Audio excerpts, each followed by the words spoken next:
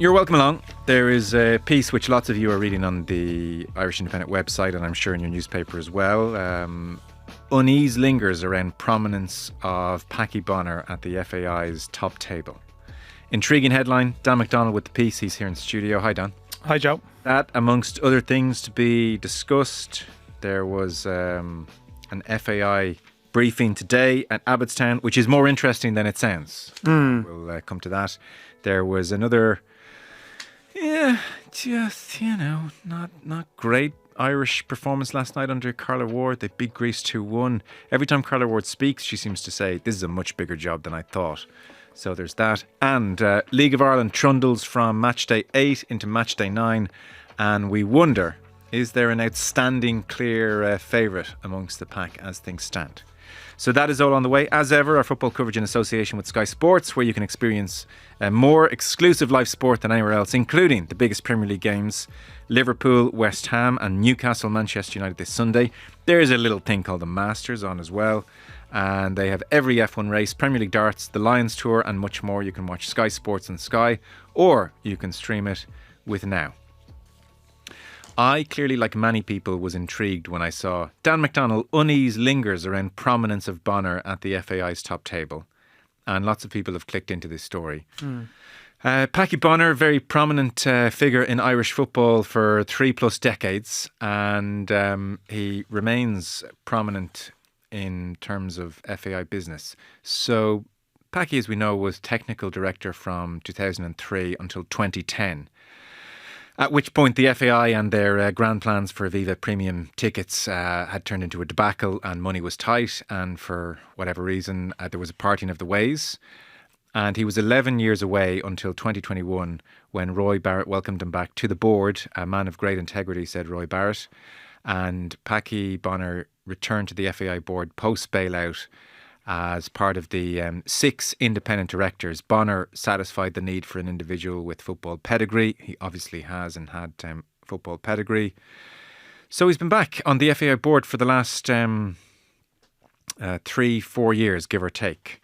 He was recently mentioned by Carla Ward on the Late Late Show interview alongside Hamer Hallgrimsson, where she talked about the interview process and referred to Bonner as terrifying presence when she came before the FAI panel. 7 people around the desk, said Ward. Everyone was quite nice, so you can kind of be yourself. But then it came to Packy, and you're thinking, oh my God, what's he going to say? You've got to be careful. She didn't explain why that was. That might be more her end than Packy's. I'm sure he was sitting there as opposed to... Well, no, the way it was put to her was Patrick Keelty saying, God, Packy Bonner, he must have been terrifying. Well, so that's how it was. So in fairness to her, she responded to the tone of the question that was set by Patrick Keelty. Well, I don't want to undercut Patrick Keelty, but I dare say that there was another conversation in which a researcher and her talked, and then... But somewhere along the line, this terrifying presence was concocted. Yeah. None of which fits in with my perception of Packy Bonner at a table like this. But look, these are, pre-planned interviews, and so they thought maybe this will be a funny story. Yeah, he was terrifying. He really was. Zero detail as to why, but in a good way, because he was probably the only one that was talking football. Am I right? She turns to Hamer, who stays out of this one and nods. But Bonner generally has not been talked about in too much detail until your piece, really. So let's start firstly with his role, and then let's move on to what you describe as a sense of unease within certain League of Ireland domestic circles with Bonner. So his role, he arrived in 2021 as a board director, the only one with footballing experience. Your piece seems to suggest that really quite naturally, because he has the football experience, he's taken on a very prominent role. There's a deferral to Packy's view on footballing matters. Yeah, so I mean, I think like one of the big talking points around the FAI at the moment, and people would analyse certain things, certain decisions that have been made, and there would be a point of, well, where's the football know-how here? Who are the football voices within the association? And yeah, as you mentioned, when the FAI board was sort of reconstituted, I guess, after the bailout in 2020 and the change to like a 50-50 split, which was a big thing at the time, to have independent directors. I think within that hunt for independent directors, there was, I think, a loose sort of high performance football box. You want some people from the business world, or there was someone from HR background in the independent directors. So Robert Watt is there. He ticks a sort of certain box, I suppose.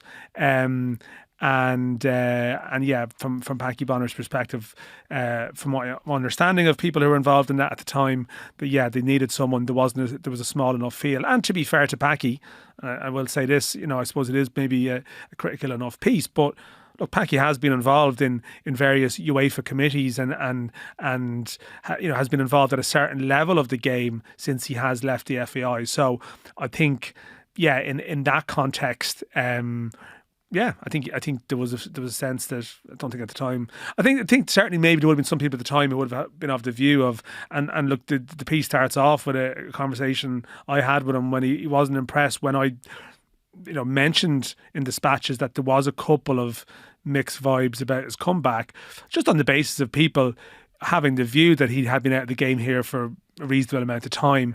He was the FAI's technical director through the 2000s, the early stage of the John Delaney era up until 2010.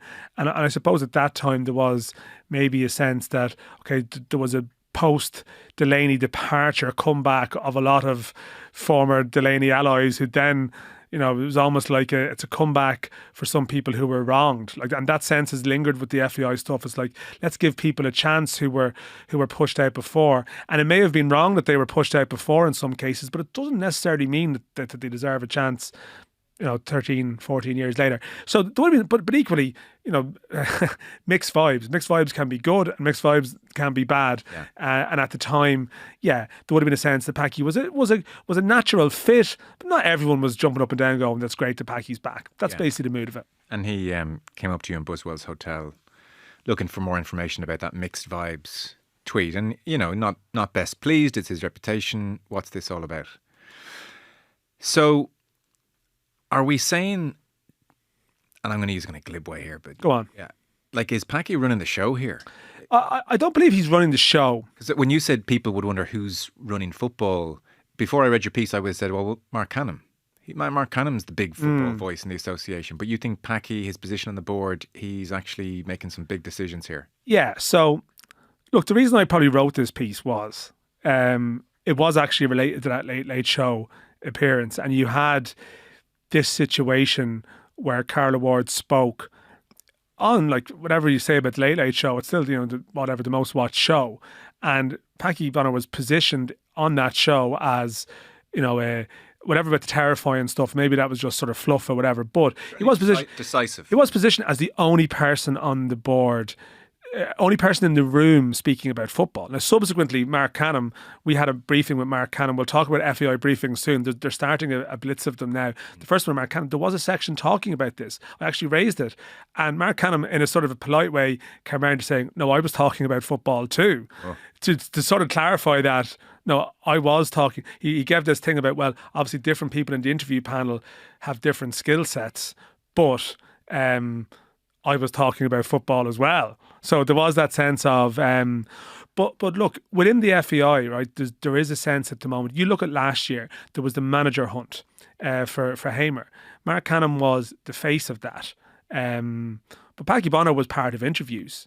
Paky Bonner, there was a pointed release at a point that the Mark Canham Jonathan Hill double act when Hill left, that the manager hunt has been broadened out to involve Packy Bonner and Paul Cook, who are joining this subcommittee within the board. So again, Packy Bonner is an ordinary board member, but naturally, because of his background as an ex-footballer, if they're having a football decision within the FAI, who on the board is going to come forward to have a say in the interview process here? Well, I mean, you take a brave person in that environment to maybe put their hand up instead ahead of the guy who's done everything he's done for the country in a football context. I should intervene here and say, good, makes sense. Why not have a footballing person involved in these? Okay, chats? Which is true. Yeah. So, I accept that point, and but we have a situation ongoing. There was a story a couple of weeks ago that would have been reported in the 42 and we would have reported it as well. Come to that in a second. Okay. Sorry. So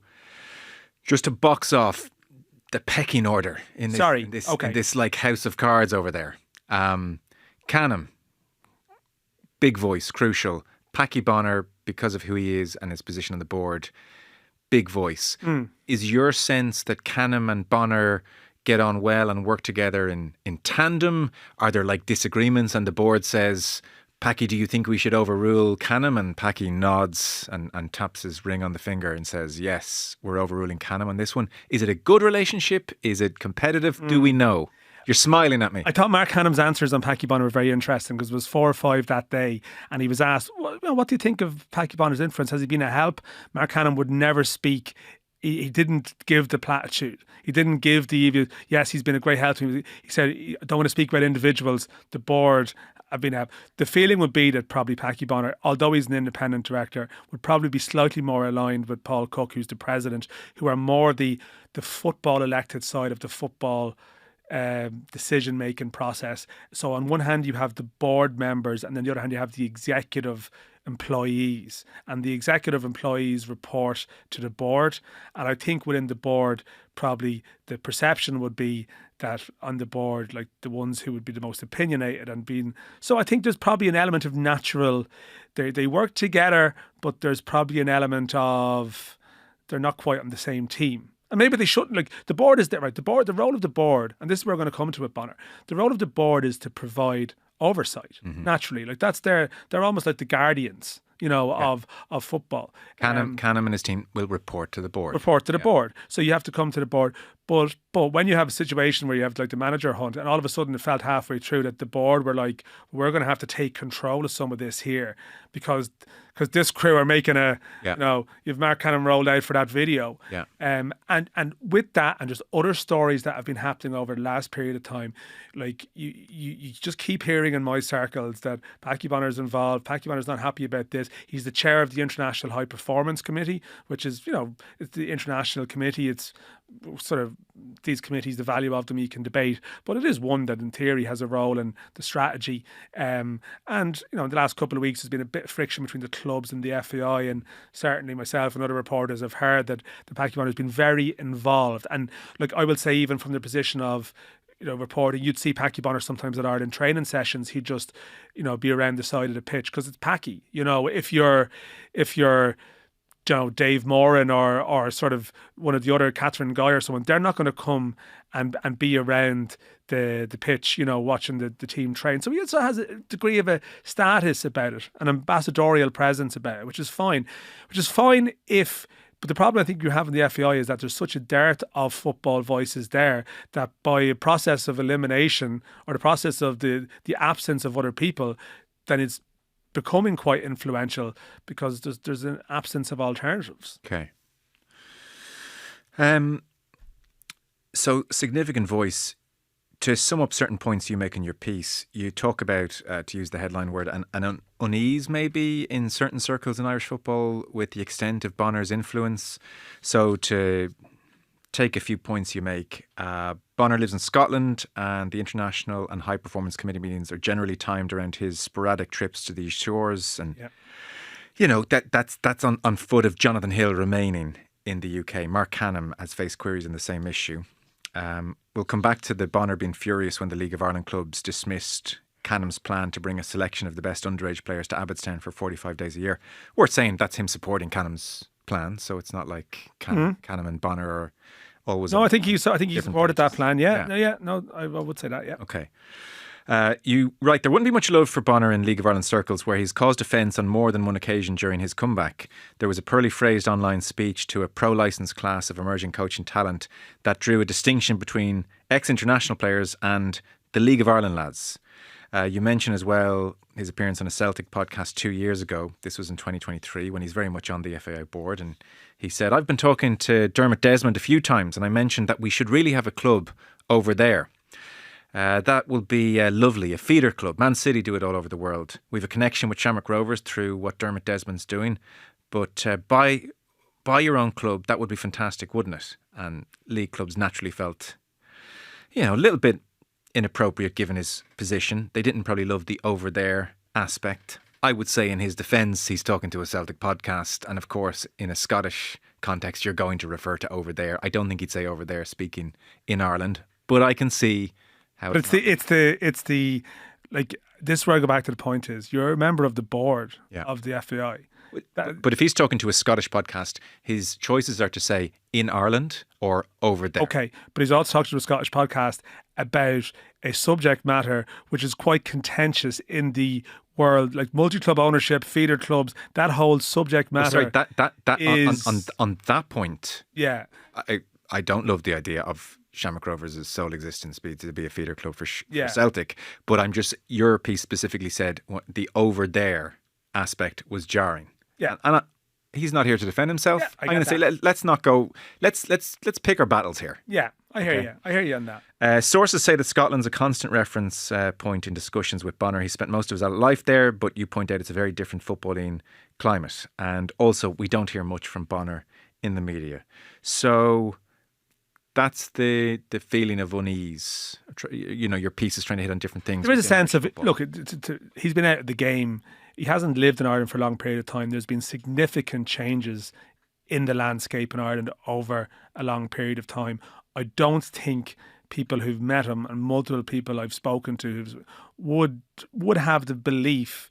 I think he's often probably learning about things as he goes along rather than maybe being naturally. And that's just my opinion. Yeah. I'm sure he would have a different opinion. But about learning things about the scene here. Yeah, exactly. And like, you know, I have... Look, I have various sort of anecdotal stories and examples that sort of point into that, and it's not so much. You know, to be fair, it's not. It shouldn't be. It's not so much like some kind of attack on Packy Bonner. It's more a reflection of is this the voice now? Like someone who clearly there are, you know, reasons, very valid reasons of geography, which might suggest how they may not be 100% best positioned to be like a big, you know, strategy decision maker at a very important time. Like I'm at the point in the piece that Packy Bonner dialed into an Oireachtas committee hearing around the Jonathan Hill one. Now he dialed in remotely. I you know, it wasn't around at the time, and he was asked a question about the general facilities investment landscape, and people will remember this was the Jonathan Hill wages debate, you know, and it was actually there was a great sense at the time that it was a wasted opportunity for the FAI. They had the platform to go in for a few hours in front of a Oireachtas committee to speak about facilities and investment and this vision. And the whole thing was pretty much taken up by Jonathan Hill. Packy Bonner was one of the few people there, after a couple, again, references to the Italian 90 save, and of course, Packy Bonner, he got a softball question. And unfortunately, like I detail his answer in the piece, started going on about how great things were in the 2000s when he was there. How great it was. Even to the point of saying, with the Sports Capital Grants picture, when the FAI are making a pitch at the moment about being historically overlooked over a period of time, and he started to talk about how they got a great return in 2002, but his read of history was, well, of course, participation has gone up since then. There's more women playing the game now, and other nations have maybe caught up a bit, but actually our grassroots programs were the envy of UEFA. Okay. So it was a tone-deaf sort of pitch, out of sync with the message, borderline self-serving, you know, you could, again, just my opinion, which is just thinking going, okay, that's fine if you're an ambassadorial member of the board there to offer your sort of wise experience when you're around a table of other people who are a little bit more in tune with what's going on. But if this is the guy, if this is the football guy on the board, that's where the unease comes from. And that's probably my view. And it's not so much about him, it's that there's only him. You know, is this the voices? Like, is it, if Mark Canham needs to be challenged, and he does need to be challenged clearly, who's challenging? Is that the challenge? You know, who people who have similar issues with geography, similar issues would probably just not he would, I'm sure, disagree with this, but possibly not being fully naturally like that in sync with the mood on the ground and with the feelings at the ground, with the changing, you know, how things have changed even in 10, 15 years. It's constantly evolving here. And your messaging, how you speak about the League of Ireland, how you speak about the people working within it, the clubs within it, how you deal with them, interact with them. Like that's important at this point in time. And I think, unfortunately, there probably is a cohort there, a sort of maybe people who've been around the game longer and some of the football family people who probably think, well, the force of personality and the presence, this is what are going to get doors open with government and yeah, sure, the late, and that isn't that great, but it's a serious time here, and it needs serious people probably driving it, and that's probably where that unease comes from. The conversations I would have on a daily, weekly basis, people would be like, I'm not like, how is he involved in this? How is he knee deep in some of this stuff? It wouldn't be massively reassuring for people. And maybe if there was a better FAI and if there was more football people around them who are more, then that person actually could be a very valuable presence within it. But not as it stands. I think it wouldn't be massively reassuring. That's why I said unease. It's not reassuring presence at the moment. People are more like, God, I feel like we need different voices driving things at this point in time. And that's where the viewpoint would come from. So, women's team last night, and then League of Ireland goes from match day 8 into 9. We're still very early stages there. I mean, the women's national team picture hasn't changed overly in that they laboured last night to a 2-1 win against Greece. Greece are 35 places below Ireland in the rankings, and it was uninspiring again. And they got the rub of the green. There was a penalty, which was a foul outside the box, which Amber Barrett converted. No VAR. Carla Ward, from terrifying Packie Bonner to the job itself, it's a bigger job. It's a bigger job than you expected. Yeah, it's a bigger job. It's a great job, to be fair to her. It's a great job. I must admit, I've loved every minute of it. It's a new challenge. I'm adapting to international football. I'll make no bones about it. It's a big job. So she's, it's been a kind of sobering start, the 2 windows to her time as manager. June they'll reconvene, and I guess there'll be a chance to right the wrongs of the first window. So, yeah, it's kind of so at the moment. We'll come back to that for the purposes of time. The League of Ireland then. Pat Shells was the headline game, obviously, of last week. It was a 0-0 draw, but this was not a Manchester Derby 0-0 draw. It was actually pretty lively, and there were chances, and it was a pretty good game. Generally seen as a better point for Duff and Shells away from home than Pats. Elsewhere, Rovers got a win, which is all that's important at this point, away to Galway. Drogheda doing their thing against Waterford, 2-0 win. Bow Sligo was the interesting kind of to and fro game. Bow's obviously poor start to the season after that Aviva win against Rovers. They went 2-0 up and then dragged back to 2-2 before winning 4-2, and then Derry beat Cork City 2-1. Upcoming, we have Shelburne Bows 7:45 on Friday, which promises much. And then Rovers play twice, actually. They play on Monday as well against Cork, but they have Waterford at home on Friday. Talca Park and Shells have released a warning that this game against Bows has been sold out for 10 days now, and that the tickets, or some tickets on the market at the moment, are fake tickets. So we urge all fans to exercise caution when approached by unofficial sellers online.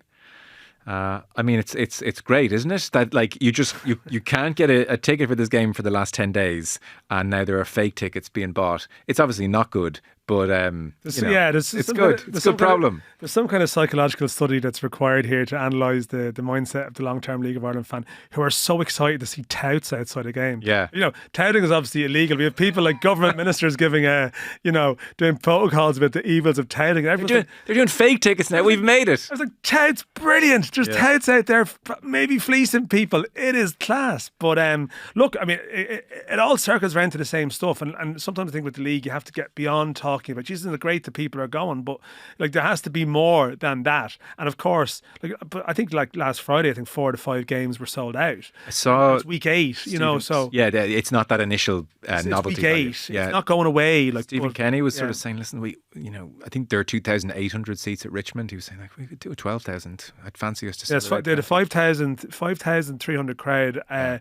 They've reduced the number of away fans at games this year. Like Shells have, half the crowd they normally would, to get more home fans in because they need to get more. But Bows did something similar. Yeah. Shells did something similar last year. Like they're just the grounds aren't big enough, and the problem is that naturally you're turning people away regularly. In terms of, and I'm coming back around to it, but even to give a picture to the exchequer of what you can provide, like it's actually what's there at the moment is actually underestimating what it could be providing. Yeah. So yeah, that's a story that continues. I think the football wise. I was curious about that. Well, so again, the Virgin. Sorry, I declare an interest. I do the rugby for Virgin, but I would have said it if it was RTE showing it every Friday night. The Virgin deal and this sense of regularity is brilliant. It is. I'm so because I the time or whatever to go to games. So I like the majority of people, and let's be honest, especially outside of Dublin, this has to work on a TV level as well to follow it. And so there was that burst of enthusiasm start of the season. I'm going to really get into this. And then it would disappear for weeks, if not months. And then it would pop up again, disappear, and then come back for the finale.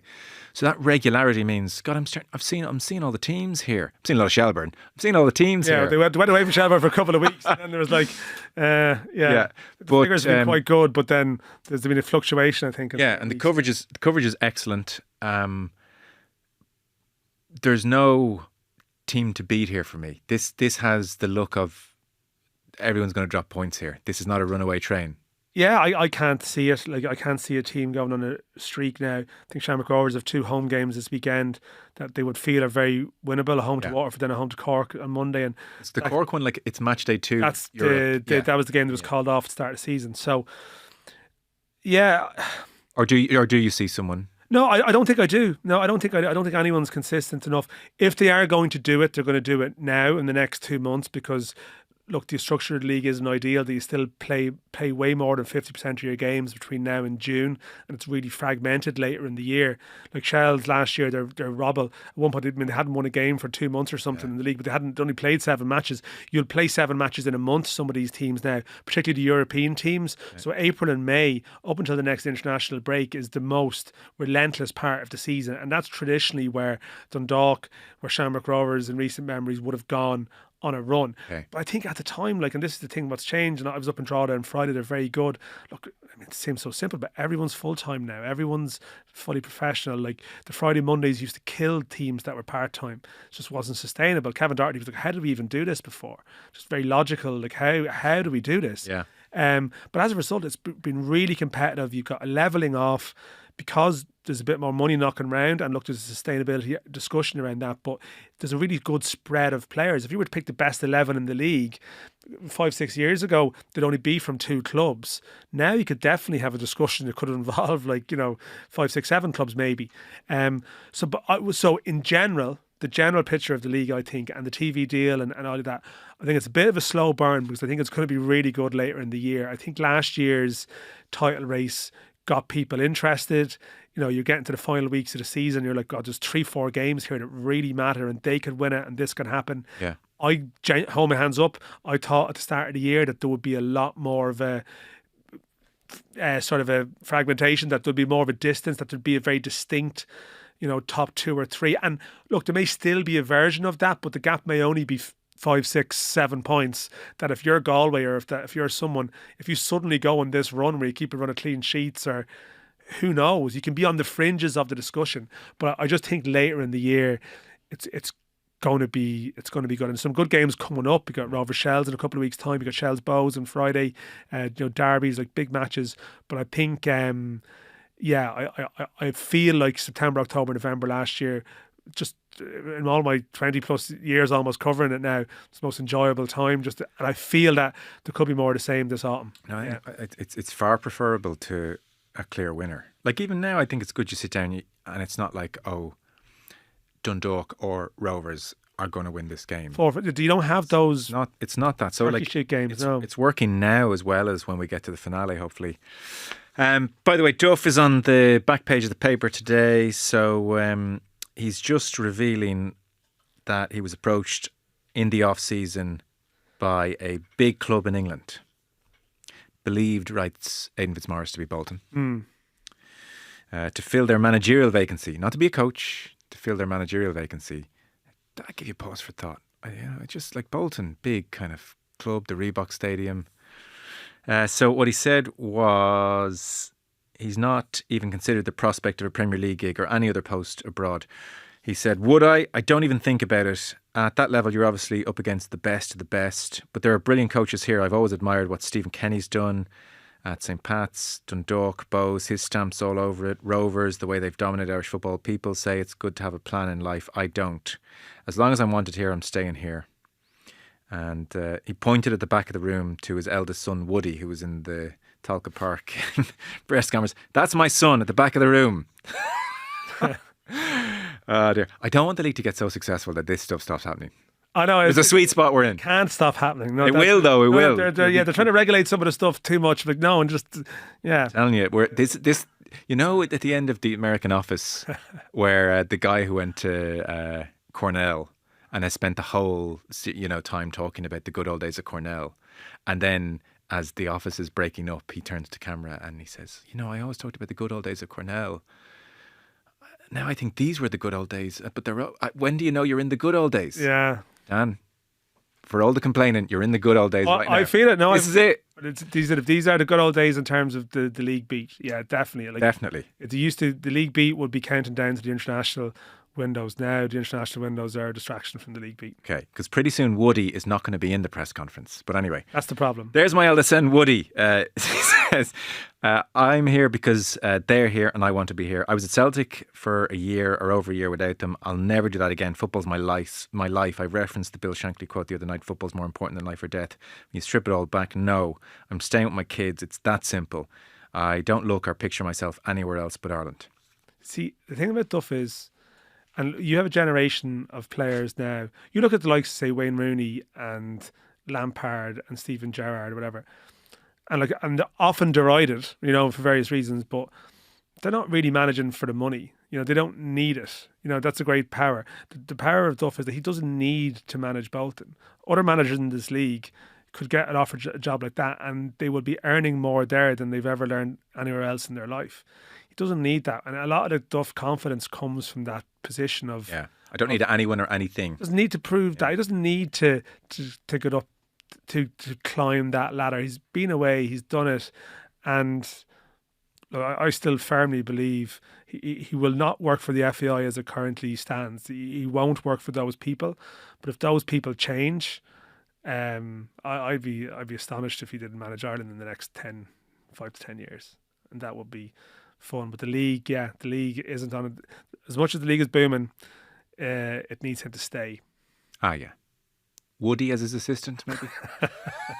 No, that's what you would have done before. Like bring the family along and listen, I've done that in the first division actually, but I can't really talk about that. Okay. I think that's us. That felt meaty, substantive issues. Good to catch up, Joe. Yeah, it's always the game behind the game in Irish football, and maybe that'll change, but it does feel like that's part of the territory. Dan McDonnell, people can read your piece obviously online as well. Thanks so much. Thank you.